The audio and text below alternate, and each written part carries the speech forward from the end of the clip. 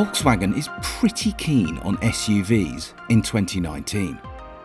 The Polo-based T-Cross you see here is its third new such car in the last 18 months, and it completes a family lineup of no less than 5 current SUVs from VW, with an all-electric model due to join them this time next year.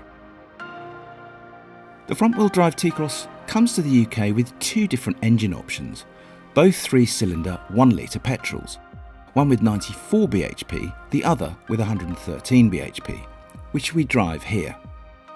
In its most affordable form, the T-Cross costs a competitive 17 grand, but that rises to 25 grand for the top spec R-Line DSG with 113 bhp.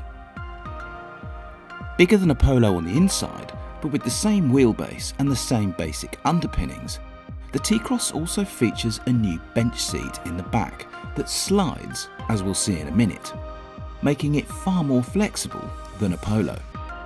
But what's it like to drive, and can it justify the price premium it costs over the Polo on which it's based? So the first thing you become aware of behind the wheel of the T-Cross is the driving position. It's not, you know, you're not Range Rover high here, but it's definitely higher driving position than a Polo. And you don't feel perched right up upon it, but neither do you feel really nestled down behind the wheel. It does feel exactly like what it is, which is a baby SUV, which is cool actually. It feels pretty nice from behind the wheel, I have to say. And this new dashboard that they've put in the T-Cross with these, well, they call it a 3D design. It's pretty funky. You climb into this thing and it feels quite kind of plush and expensive, and also perfectly roomy up here. We'll come to the back seats in a bit, but for the time being, what does it drive like, the T-Cross? Well, it's not really a car that you're supposed to have bags of fun in behind the wheel, but it's, you know, it's kind of all right. There are 4 different trim levels for the T-Cross: S, SE, SEL and R-Line. The cheapest, as we've said, is the 1-litre S 5-speed manual with 94 bhp, while the top spec R-Line with DSG will cost you well over 25 grand. The basic spec is good nonetheless and includes VW's excellent 8-inch touchscreen infotainment system with full connectivity, LED lights front and rear, air conditioning and a range of active and passive safety systems. On the road it feels more fun, but at the same time more grown up than a Polo. And the extra sense of space it boasts is immediately obvious from any of the 5 seats, but especially in the rear. Initially, Volkswagen said that they were going to get 3 engine options in the UK. 2 petrols, both 3-cylinder 1-litre, one with 94 horse bhp, another one with 115 PS, so about 112, 113 bhp, which is kind of all right, but you do need to bear in mind that it does weigh a fair bit. So even though this one's got the pokiest engine of the lot in, you do have to rev it a fair bit to get it to go.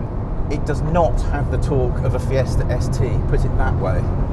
But the performance is calm, it's refined. So long as you get it spinning anything over 2,000 revs, it actually goes quite well. 6-speed manual gearbox works perfectly fine. It's not a lovely gear change, but do you really honestly expect a beautiful snappy gear change in a baby SUV? Answer no. But what I do like is the steering. It's very light, very precise. You can put the front end where you want to put it. You know, there's nothing wrong with the way the T-Cross goes down the road. The brakes are fine, the steering's fine. The ride is actually very good. If you throw it round corners, it does stick quite well. It handles tidily rather than brilliantly, I'd say, and that's exactly what you want. But the torque of the engine is a bit, well, it's not weak, but there's just this slightly dead spot at low revs where it doesn't really go. As a result, you do have to row it along. You've got to use this thing a little bit more than you'd otherwise want to. It sounds quite cool, this 3-cylinder engine. Ever listen to this?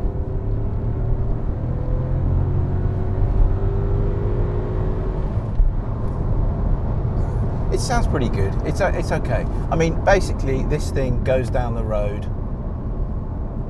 pretty much exactly how you'd expect to. Nice ride, good steering, good engine refinement, good chassis refinement. It's quiet on the move, this thing. But what you really want to know is about all the kit it has. And even more than that, about how much space it's got. Not just up here in the front seats, which are absolutely fine, but back there in the back seats. So I'm going to climb in the back seats and we'll have a look.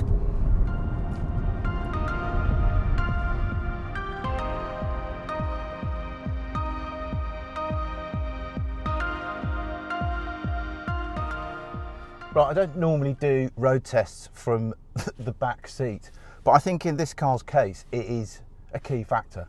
So that's me, that's my driving position there. I'm 5'10", so that's me sat behind me. And it's, you know, it's fine, it's okay. You've got your double USB ports down there. There's plenty of headroom for a slight short ass like me. Plenty of legroom, that's all fine. But this seat adjusts, which is great on the one hand, but maybe not so great on the other hand, because I'm going to put it forwards as far as it'll go, and that's that. And now, as you can see, there ain't a great deal of legroom.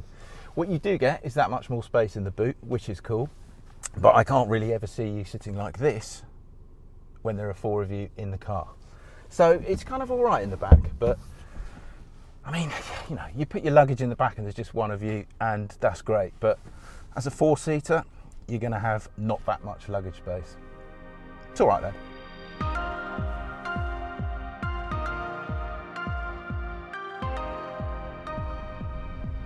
So here's that boot with the rear seat pushed absolutely as far back as it will go.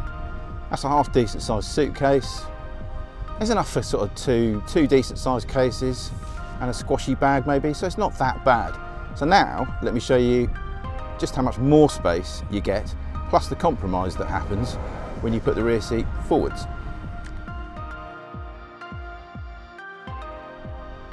There you go, rear seat pushed forwards, which is great because you get that extra, I don't know, 5 or 6 inches of space. The boot becomes bigger as if by magic. But if we just have a look down in here, you see that hole that appears there? That's weird, because everything can just kind of slide down into that. And I think that's a bit of a muck up on Volkswagen's designer's behalf, but they don't seem too fussed about it. I just think you put small stuff in the boot and you're just going to lose it forever down there.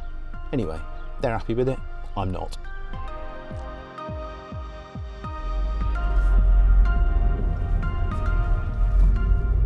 So what do we think about the T-Cross overall? Well, it's nicely made, it looks cool, it drives perfectly well, is that fair? No, it drives a little bit better than you might expect, mainly because it's very refined, and this cabin is a nice place to be. It's also quite well priced, the T-Cross. I mean, it starts from 17 grand. This one with all the options on it, the touchscreen, the 3D design dashboard, is going to be close to 23 grand, I think, when it goes on sale. And that's quite a lot of money. And although it's a tiny little car, relatively speaking, it's actually quite a lot of car for the money. I'm not sure personally whether I'd have one instead of a standard Polo, but if you do want the kind of funkness of a baby SUV with all the trimmings that you'd normally associate with a Volkswagen, you could do a lot worse than a T-Cross. In the end, it's a small car, yes, but one that feels like a class act. It also achieves that rarest of tricks, of feeling bigger on the inside than it looks from the outside. So pound for pound, it's probably the best baby SUV money can buy right now, with or without the hole that appears in the boot when you slide its rear seat forwards.